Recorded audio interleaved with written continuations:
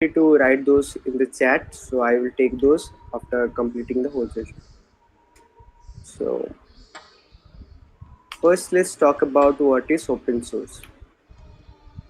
So open source is basically a term referred to open source softwares. Like there are basically two types of softwares. One is closed source, one is open source. One example of a closed source software is iOS.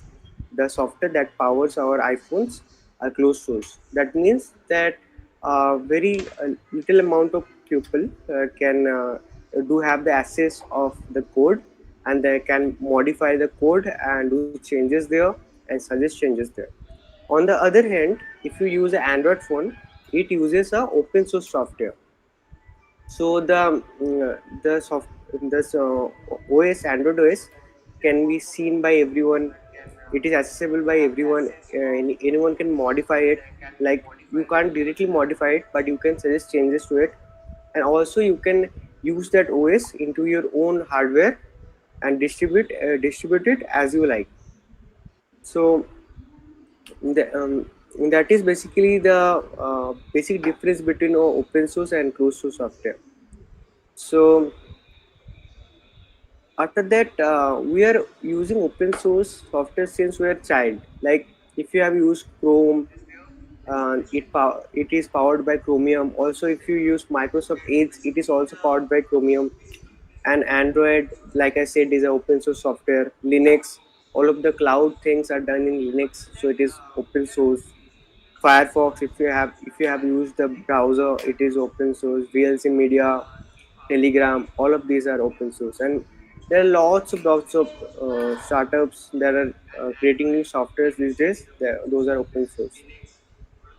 So this is basically open source, and open source sounds like a good thing, like as the code is visible to everyone. But still, why you should contribute to open source? So let's go through that. First one is the real world software development experience. Like whenever you will go for an internship or job, there is always a chicken and egg problem. I can't say for you, but this is something that I faced and lots of my friends face that. So, most of the companies want someone with experience, and companies don't want someone who doesn't have any experience. And also, if a company doesn't give us a chance, so we won't have any experience in future also. So what we can do?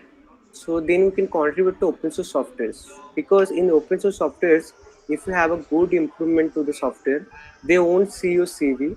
You can just add those changes, suggest those changes, yeah, and if the maintainer sees that it is the right way, it is a good thing that can be added to the software, you can just get it merged, and also you can add it on your resume, which is our next topic. So open source really enhance your resume. Like see, let's say you are applying for an Android development job, and you contributed to the Android OS or any library that is hugely used in the Android development ecosystem. Just think for a second. The interviewer who is asking you question, maybe he himself haven't contributed to that, or he doesn't have that much depth of knowledge in that, so he will have a great respect for you, and this can really help you in getting jobs. Like I know so many people who contribute to open source and got a job through that. Otherwise, it really helped them to get a job in that specific field. So it really helps you to cut that chicken and egg problem, and also it really helps you to enhance your resume. So when I started, I wasn't getting any. I was not getting any internship opportunities. So what I did is I started contributing to open source, and I did some contributions, and that was something that I could add into my resume. So that really helped me to get my first job. So this is something that you can also try. Also, there is one thing is satisfaction of working in impactful softwares. Like if you're building something, you want people to use it. Like if you are building something and that no one use, that's there is no satisfaction of your work. So there should be a work satisfaction. And let's say if your software is getting used by millions of people, and if you're contributing to Chromium, then it's getting used by billions of people. So just think of it that you made a change which is deployed in so many devices, and lots of people are interacting with the software. So it feels really good, and you can just tell that I contributed here, and that will really whenever you say that to people, they will look up to you, and it will really boost your morale, and you will be more into software development, and this is something that will push you ahead in your software development career. So then also it's a very good place to network with developers, like senior developers who are really good in their field. So um, so in early days, we used to just ask for a referral in LinkedIn. We used to write a DM attaching our resume. That's sir, that's this is what I did. If you want, you can give us a referral, and we will be thankful. But nowadays, because so many people are giving resumes, referrals, so nowadays companies started asking that how do you know this guy, and how are you referring this guy, if you do you have any experience of him working with him. So let's say if you have worked with that guy in an open source project, like lots of senior engineers contribute to open source, and he can code that, like I when I was in Google Summer of Code, I worked with Google build engineers. So when I got a referral from Google, and the person who got gave me the referral, she used to work in Google. So in the referral, she wrote that she worked with me on a specific project. She can add links, and people, if the recruiter wants, he can verify that. So it's very good to network with them, and other than just shooting a DM in their LinkedIn, um, it's way better to get their attention through doing open source. Like lots of companies, if it's a open source company, and if you do have some contributions there, sometimes they reach out to you directly. Otherwise, you if that's a very good point, and then you can add those to to your application whenever you will be applying to that company. So it's very good place to network with them. And also job opportunities and other opportunities also come through open source. Like there are many companies, many open source startups and all, which regularly recruits from their open source contributors, because lots of companies these days doesn't ask all algorithmic questions. They want someone who can work from the day zero. So if you are that guy who already knows the code base and can make an impact to the software, it's very good. And also other opportunities like becoming a moderator there, becoming a maintainer there, and it can be a part-time job or a voluntary job, maybe going through conferences. There are lots of opportunities that you can get through open source, because first of all, because all of the contributions that you do there are listed in your GitHub. So anyone can just see that, oh, this guy contributes to Bitcoin, so this guy, he have some good knowledge about cryptography.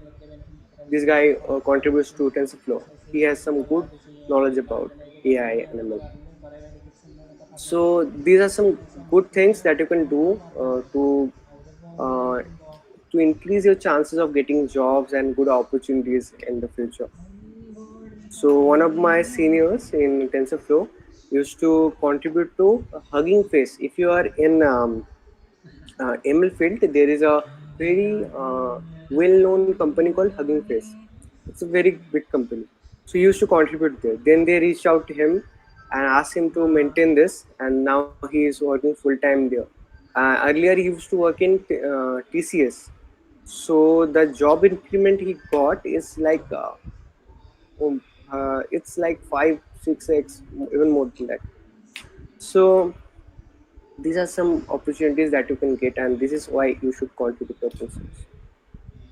So if it sounds good to you and interesting to you, then you need to know how you can contribute to open source projects, and what are the prerequisites, minimum prerequisites that you need to know.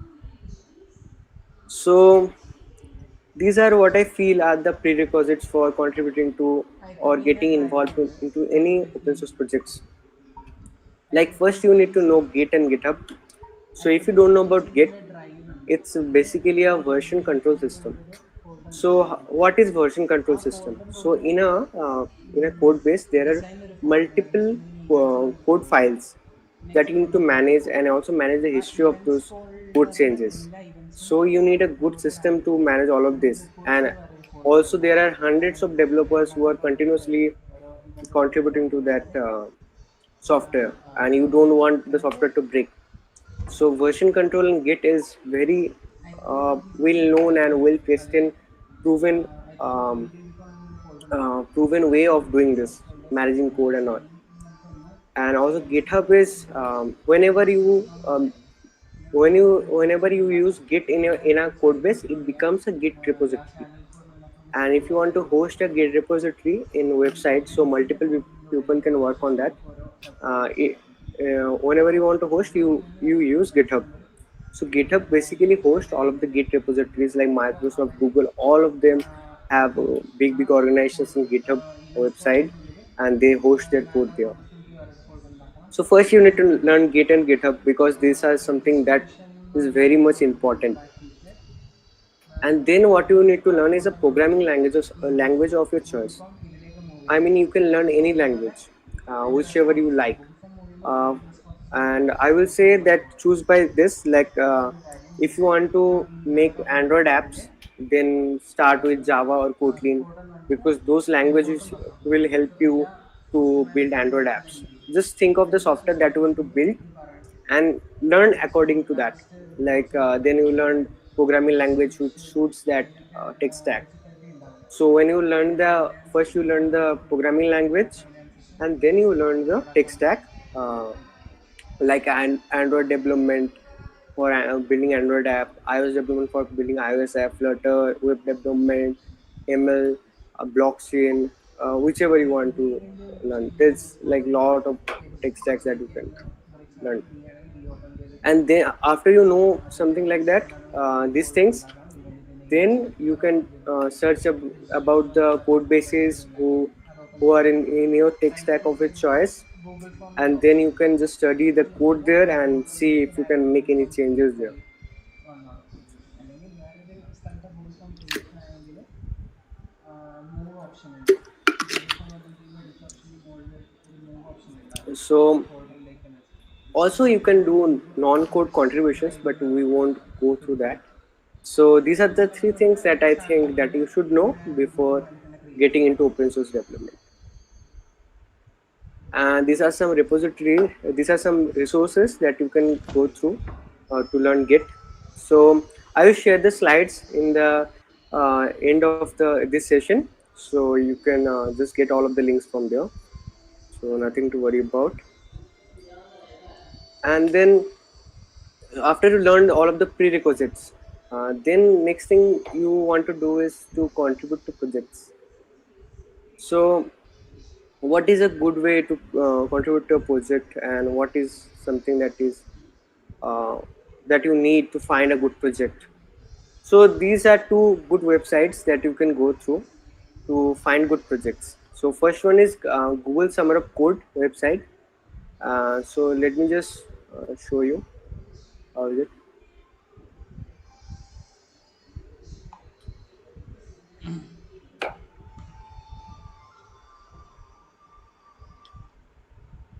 So I hope it is visible. So it is Google Summer of Code website. So what I really like about this website is there is all of the organizations which got selected for the last year and are well maintained software. You can just go through this and search the.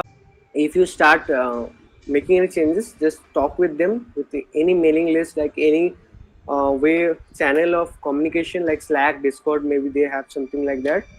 Just ask them if there's some, this is something that they uh, want to change in their project, or something that you want to work on if the maintainer wants you to work on that.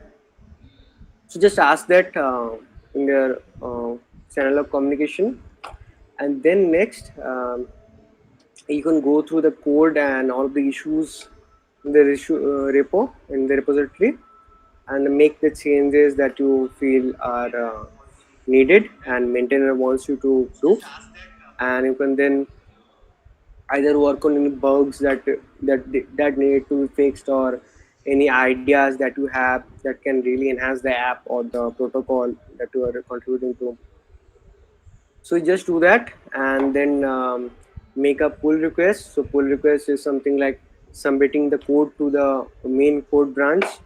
So do that, and if it is good, the maintainer will accept your code changes. Otherwise, he will ask you to make some changes to your contribution, and then he will merge the changes. So this is the steps that is followed in the industry. This is something that I took from TensorFlow uh, community guidelines for contributing. So this is something that you would be following if you are contributing to open source software.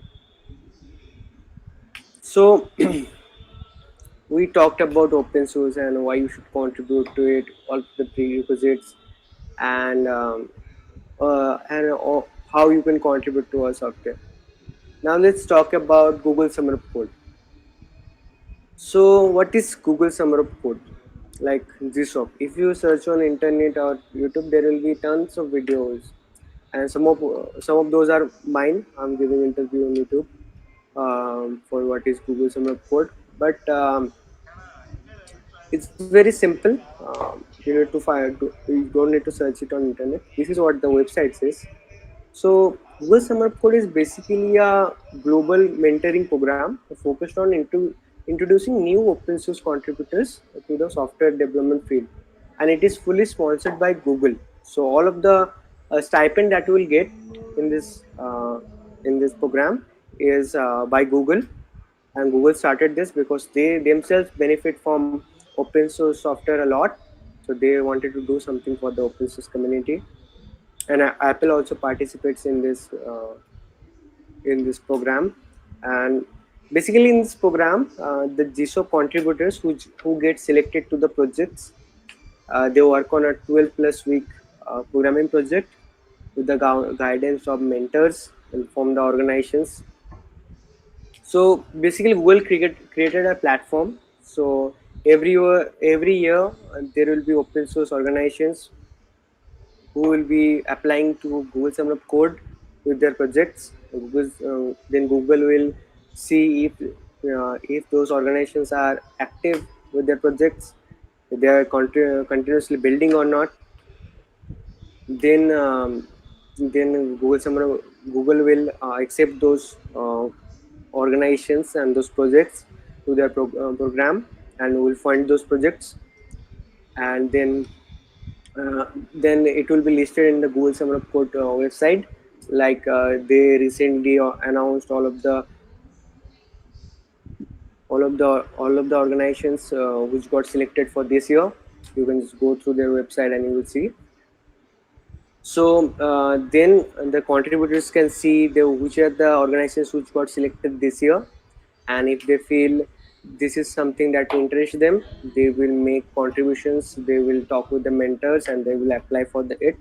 And if they get selected, they will work with the mentors and try to build something in this program period. So as I said, as a contributor, most of you will be applying as a contributor if you apply. So first thing that you need to do is just choosing a project. So how should you choose a project? Like, it's very important for you to choose a project cleverly. Otherwise, there will be high competition.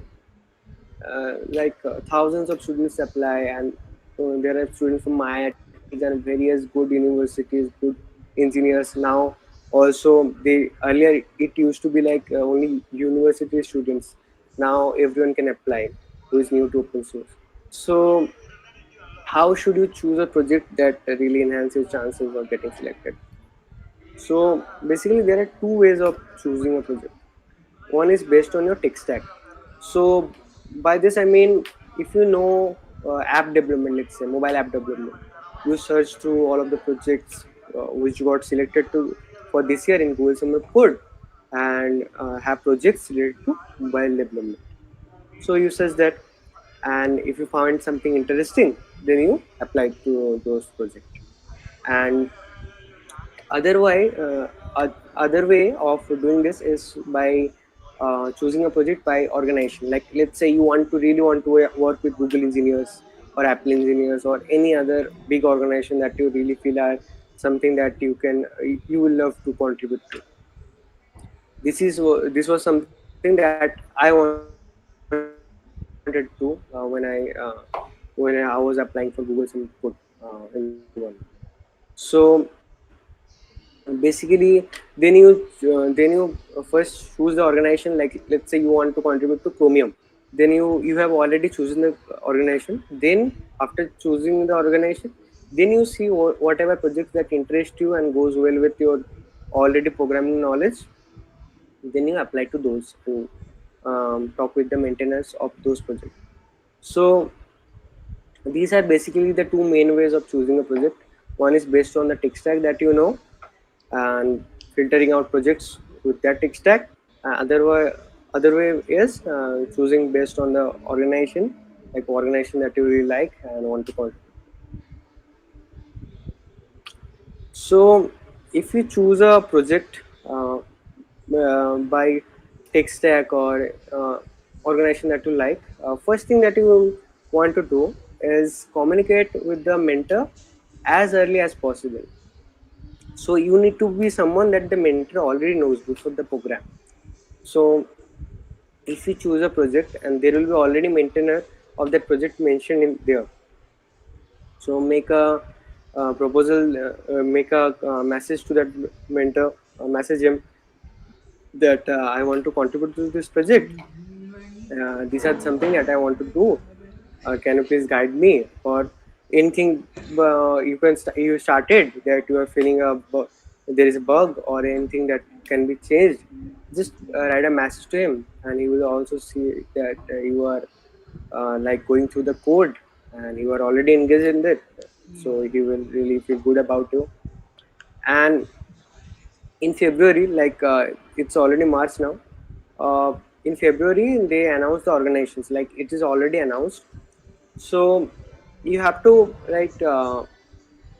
find the right organization and choose a project um, in February. So it's very good. Like even in it's March, so lots of people will start now. You can also do that. So try to find a project as early as you can, and then communicate with the mentor and talk with him about the project. And also sometimes open source can be very scary. So there will be new technologies. There will be hard code, like people who are writing code for like 10, 12 years. They write code differently than what you write. So it can be sometimes really scary to understand, really tough to understand. So you need to be open to learning and ask question to the maintainers.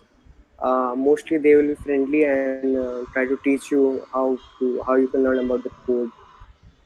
Like they won't spoon feed you, but you have to have some you can ask some questions. They will give you some hint how you can start or how can you start learning the project. And if you when you start contributing to the community, communicating with the maintainers, and you found a good project that you want to contribute to, then you need to give all of your focus to the proposals. Like they will see your proposal, and they will select you or deselect you. So you have to have a good proposal. So in proposal, there are mainly two things that you need to write. One is the detailed timeline. So by detailed timeline, I mean if you get selected to the project, you have to write what you will do in the 12 weeks, like what features you will work on these weeks, and how you will divide the time.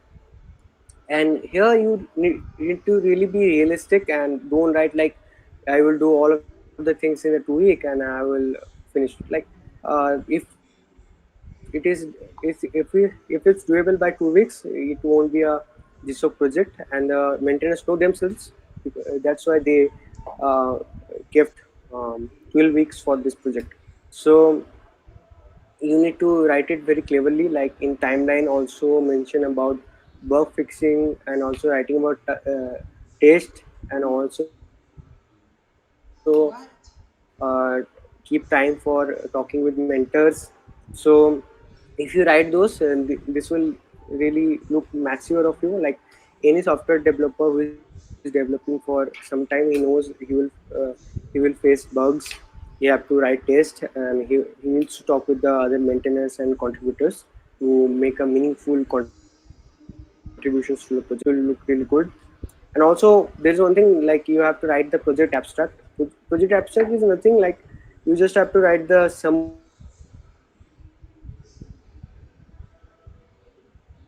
of the the maintainer should get a good sense of the project by reading the summary. If you're proposing a project to that organization, or if you're already if you want to propose a proposal for a already listed idea, you need to give a good summary of that project. And then these are two things that you need to add in your proposal.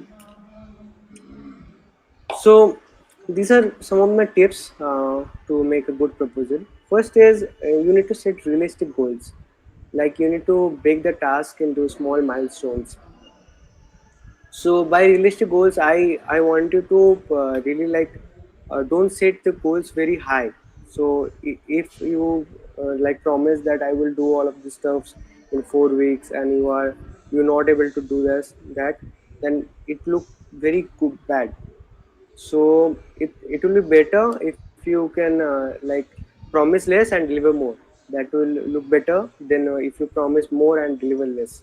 So try to set a realistic goal which can be achievable for me, or um, maybe sounds more realistic to the maintainers. And also you need to break the task into small milestones. Like if you're developing, let's say, a mobile application, so there will be, let's say, three milestones. Like one is building the UI, second will be the data layer or maybe the business logic, and third will be an api layer or something like that. So you can break the task into small milestones here. And also in Google Summer Code website, there is feature there is a feature for getting feedback from the maintainers themselves. So if you submit your proposal early for review, so the maintainers of that project will review your proposal and they will suggest changes, and you can make those changes and resubmit it. And the good part is, the maintainers who are suggesting changes to you and giving you feedback, those are the maintainers who will be selecting the contributor. So try to submit as early as possible the proposal, and it will be really helpful for you to get selected. And third thing, and I feel what is most important, and what really helped me for getting in, is doing pre-GSoC contribution. So by pre-GSoC contribution, I mean you need to already start working on that project before, even before the GSoC starts. So if you can finish some portion of that project even before the GSoC starts, then it's a very good thing. Like the maintainer will get a sense that this guy can do the thing. Like he already accomplished some of the project. He's the person who can complete the project. So it will add credibility to your profile. And the next thing is, the next thing is, if they see that you are already engaged in this project, so they will feel like that this guy is already working on this, let's keep him other than starting with someone new. So that will really benefit you. So these are some of the tips that I have for you for proposal. And also you can go through the proposals of previous years which got selected. Like this is the link, we created in GitHub. So you can go through that and you can see all of the organizations and what are the proposals get selected to that organization, and you can create your proposal according to that, and it will give a good sense to you. So what you can write for your proposal and how you should write, how you the seniors used to write when you go to the. So these are some of my personal suggestions. Like first is start contributing to the organization.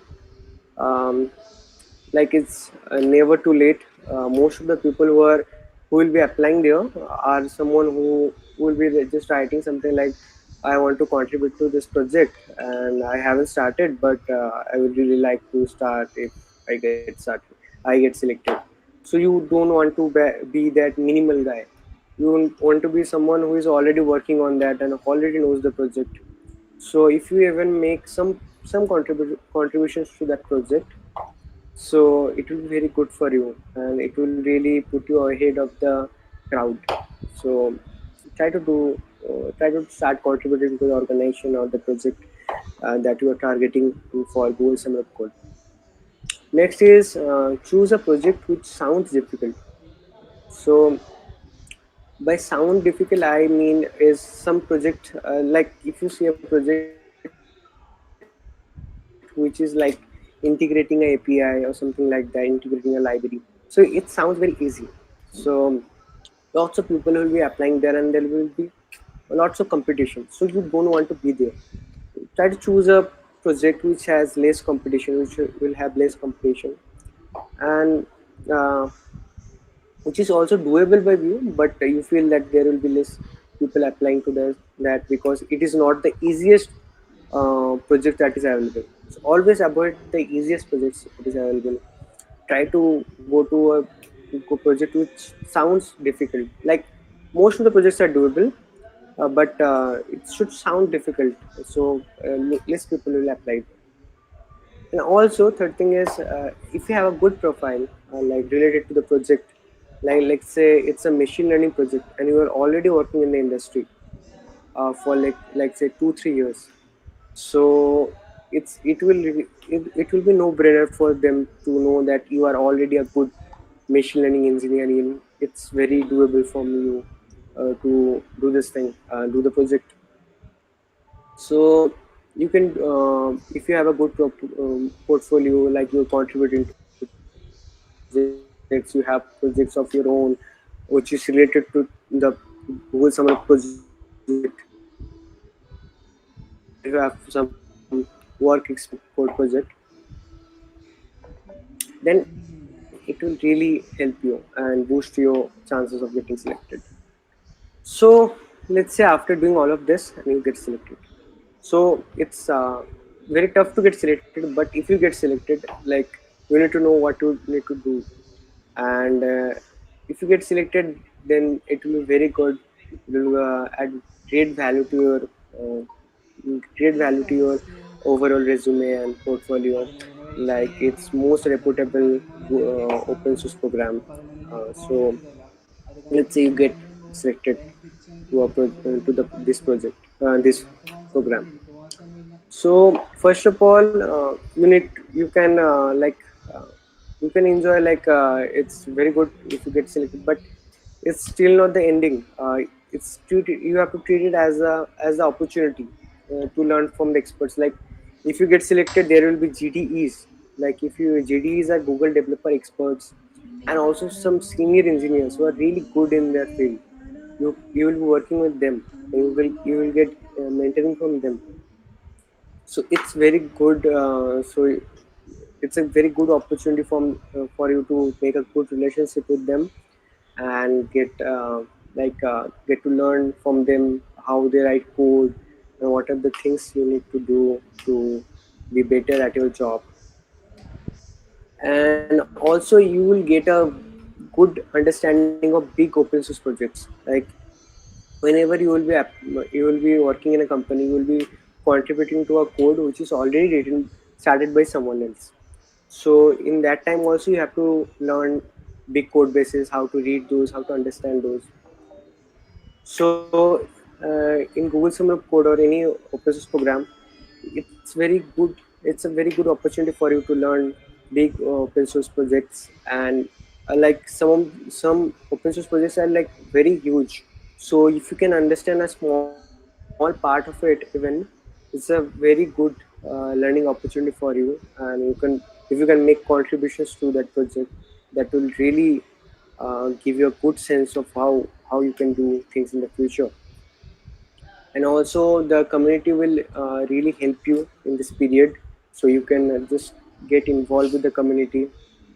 As you get selected for Google Summer of Code, you get stipends, so they want more contributions from you, and so they will themselves, they will help you to contribute more to the project. So it's a good opportunity for you to get involved in the community, which will lead you to get more opportunities in the future. So try to treat it as an opportunity, and so you can get more opportunities and learn more from program. Brother, brother, And brother. let's say, what if you don't get selected? Like, Can you this will apply be for true for Wi-Fi? most of us. Like, most of the people who will be applying Keeping on transferring, will transferring, not get selected. transferring.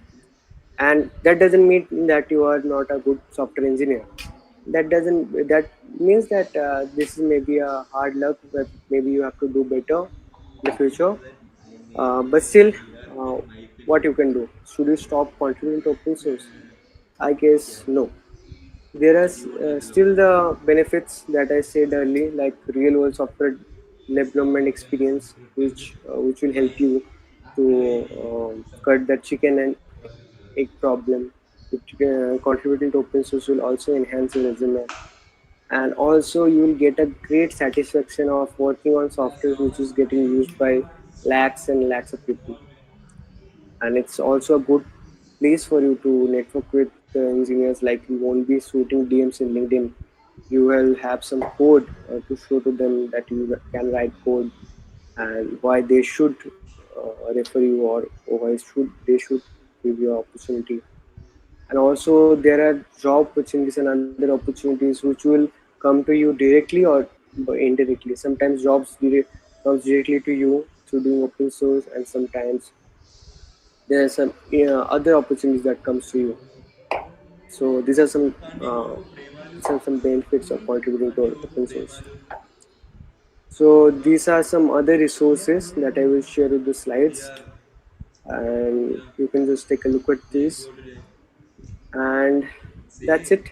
You can scan the QR, you will get the we can. slides from here. Mom won't allow me to go from keep to And Wi-Fi.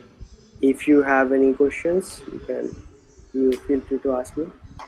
Seats also. That's it from me. And pre-book it, man. Give me money. Hello, sir. Yeah. Give cash and cash. Sir, can you please share your experience with GSoC at TensorFlow? So basically in TensorFlow, I was working with the Google Brain team there. My task was to build mobile application using their latest library, which was TensorFlow Lite uh, machine learning library. So it was very great because all of the senior engineers were there, and I got to learn a lot because there are so many different engineers who have so many years of experience. So whenever I had some questions, I used to shoot a DM to them, and they had some good solutions to this project.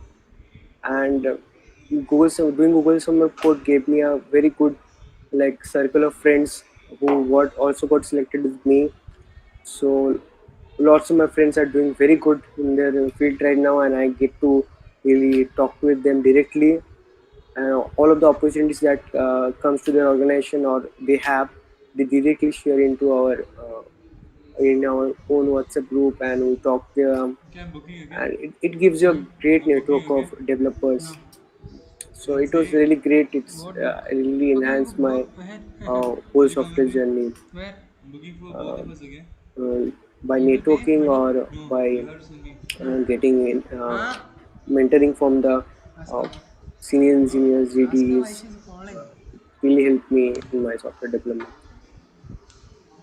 What? Okay, sir. Thank you.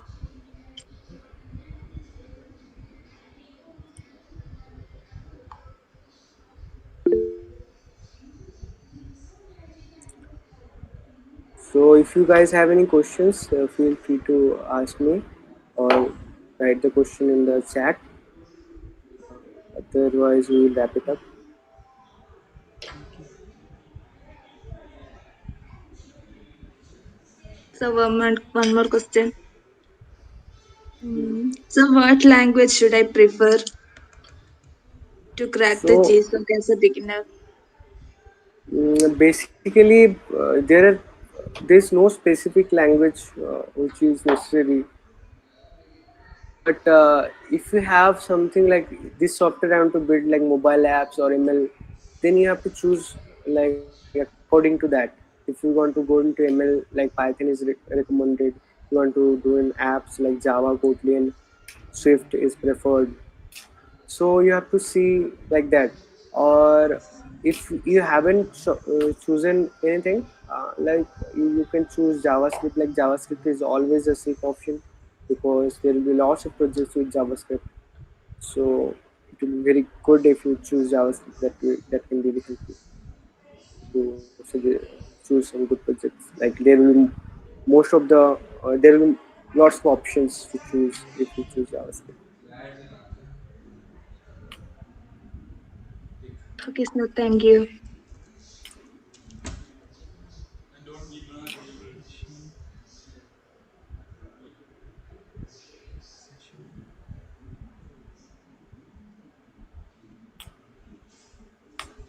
So I would like to thank Mr. Sunit Roy on behalf of GDSC GCEK and FOSS Club GEC Palakkad for graciously accepting our invitation to conduct this session. So thank you, sir. Nice to be here. You ready?